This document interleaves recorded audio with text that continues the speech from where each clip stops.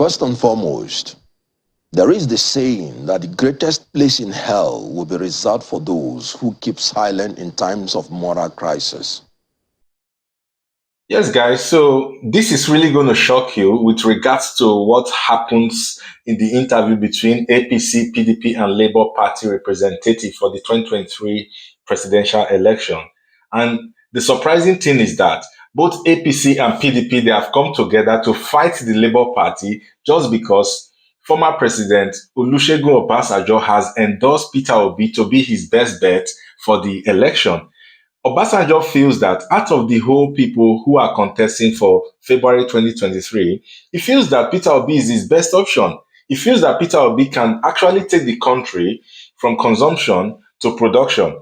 And for the first time I'm seeing both APC and PDP fighting the Labour Party, it means that there is a change in Nigeria already. People's conscience have waken up and people have started seeing the light. That is why the bourgeois, as they call them, which are the big power as they claim to be, which are no more at this moment, are now coming together to fight against just the Labour Party. Take a listen to what's going on. See how Kenneth Okonkwo has dissected and bisected these options and have given it to them according to how they say it in Port Harcourt, woto woto. Sure, you understand? Just take a listen to what is going on here.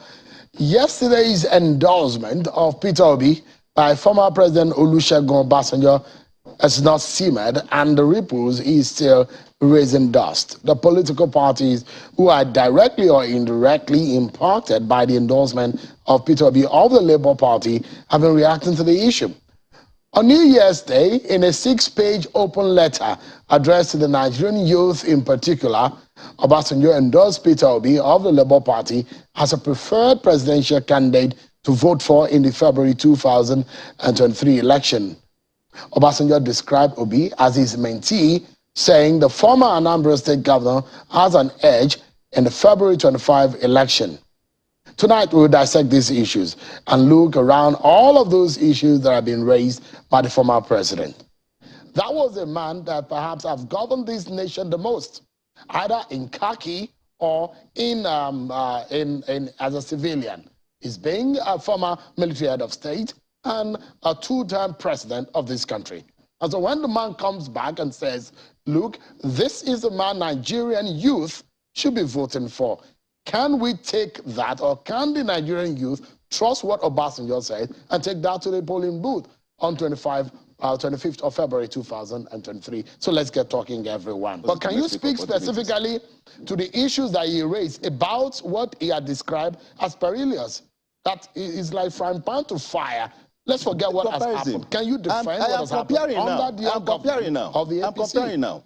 The number of poor people in Nigeria by both the World Bank statistics and the NBS statistics had reduced compared to the numbers of poor during Obasanjo's time.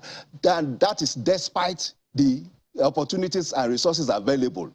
And even now, talking about infrastructural delivery, I challenge anybody in PDP to tell us the kind of infrastructural projects that have been delivered during that time when there was so much money to play around with, compared to what we have now, when we have lesser resources, either at the level of recession that we experienced and we managed ourselves effectively to come out of, and of course the recession precipitated by the COVID-19 pandemic. So we are talking of a government that had creatively administered Nigeria, despite headwind, global headwind, domestic headwind, of course security issues, but the important thing is that in that constitution of let's spread the love around the room now. This administration has been able to deliver as much as possible. To what former President Obasanjo said. Atiku knows politics and started politics before Obasanjo. That's one. And Atiku committed his resources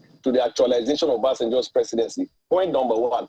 Point number two, the visiting to Obasanjo and in fact any other stakeholder in Nigeria is out of courtesy, not because Atiku expected Obasanjo to bring some vote from Otafam or from somewhere in Ogun State for him. And thirdly, when we talk about out of bitterness, if there is any, I wouldn't have had a problem. When he endorsed Atiku in 2019, I was in APC and I criticized the same.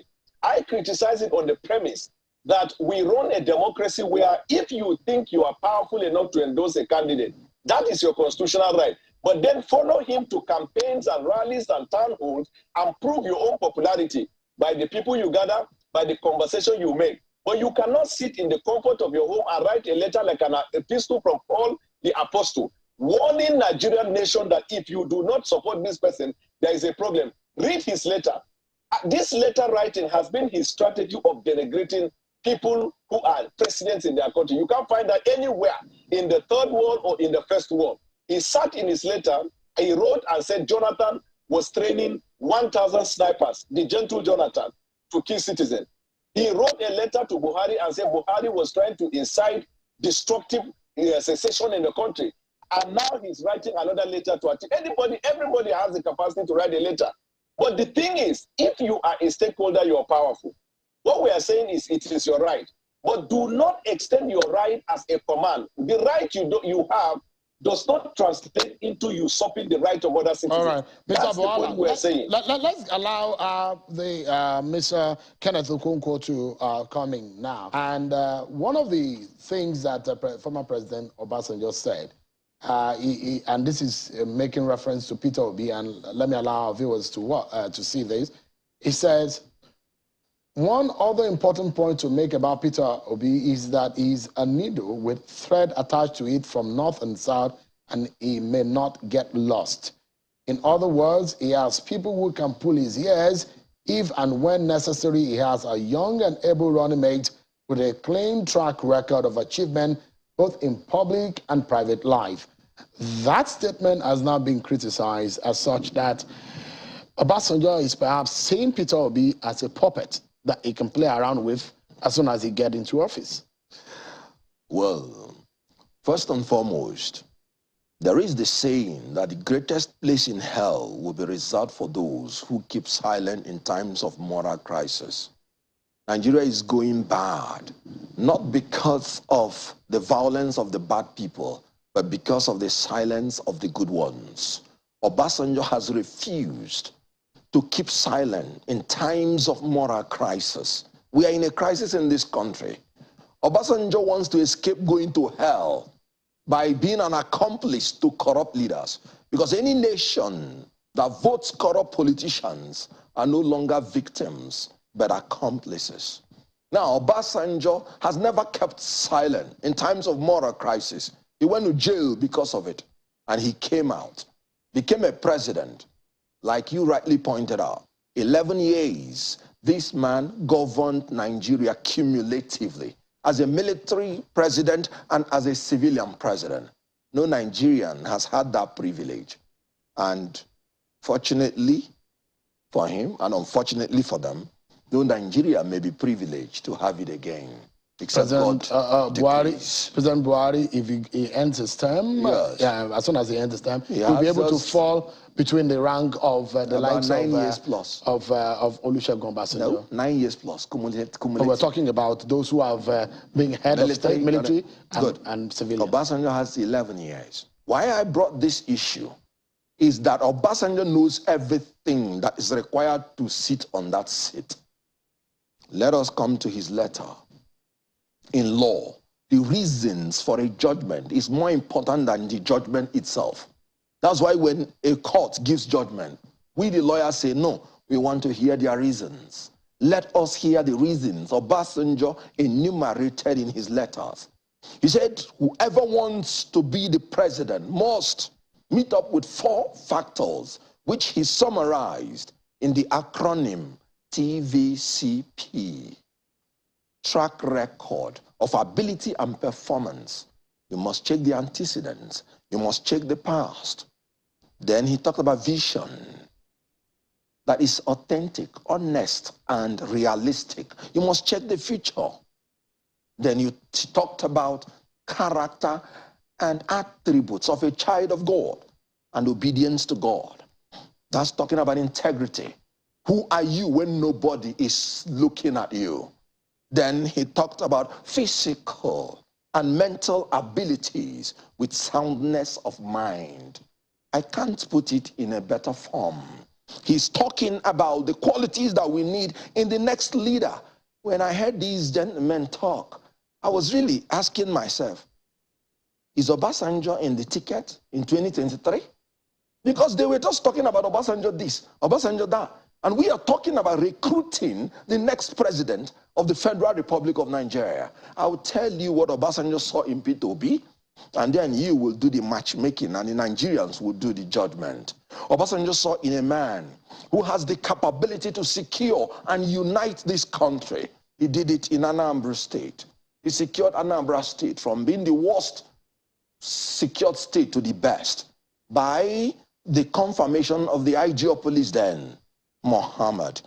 He saw in P2B a man that will unite through not leaving anybody behind. No ethnic, no religious, no section will be left behind in P2B's judgment, in P2B's government. Obasanjo looked at P2B and saw a man that will shift emphasis from consumption to production through running a production-centered economy driven by agrarian revolution and export-oriented industrialization. Obasanjo saw in a man who will build world-class and expansive physical infrastructure, not through borrowing, but through integrated public-private partnership and entrepreneurial public sector governance. He saw in P2B a man who will leapfrog this country into the fourth industrial revolution through scientific and technological innovations to create digital economy. Obasanjo saw all these things and sat down and wrote a letter and said, if we want a Nigeria that should be redirected from poverty to prosperity, the only man that can do it is P2B. One of the reasons Obasanjo considered by endorsing P2B is because he knows that he is a man that will embark on effective legal and institutional reforms to aggressively fight corruption, entrench rule of law, reduce cost of governance, plug wastages, and ensure the establishment of honest and efficient civil service. Obasanjo knows that no man with such quality like this can be a puppet. Obasanjo does not even want a puppet to govern Nigeria. But he has said it here. Yes. That meaning people who can pull his ears. Exactly. That is a needle with thread attached. So it means that there are people who can actually caution P2B. No, Do you want a president that someone from somewhere can control by pulling the thread on their needle, or someone that you can pull the ears of a president? Is that the CEO that you want to employ? I was coming to that. Because what Obasanjo meant was simply that democracy is our lekon, Benny, not a milokon. It's a collective thing. Obasanjo knows that no man can know it all. And all the people that claim that know it all have brought indescribable destruction to this country. You and I, you are aware of the milokons. When you talk about a Miloko, it's not an exclusive copyright of TINUBU. ATIKU and TINUBU, they are their Milokos. Did you not hear that Northerners should vote only the North, not Yoruba, not Igbo candidate by ATIKU? What is that? That's a Miloko. Have you not heard that I single-handedly made Buhari president? A man who boasted in Ogun, a TINUBU, that he can single-handedly make Buhari president, can no longer single-handedly make himself president. I don't know why he's campaigning. That is what Obasanjo is telling you, that P2B is not an Emilokon. P2B is an Awalekon, a man who is not going to act alone, who will listen. I am not going to follow a commander-in-chief that doesn't listen, because no man knows it all. If you're a medical doctor, you're not a lawyer. If you're a lawyer, you're not an engineer. P2B has said it clearly that the Nigerian people are going to be the president through him. All right. And that when he was in the labor retreat, he called the labor people. He said, bring your demands, write it down. We will sit together. We will look at it together. We will sign when we have agreed on what we will achieve. And don't leave after the election. come and continue monitoring it to see whether I am achieving it. That is what Obasanjo means. I'm not talking about... Let me just make one point more. Okay. Peter Obi was a governor under APGA.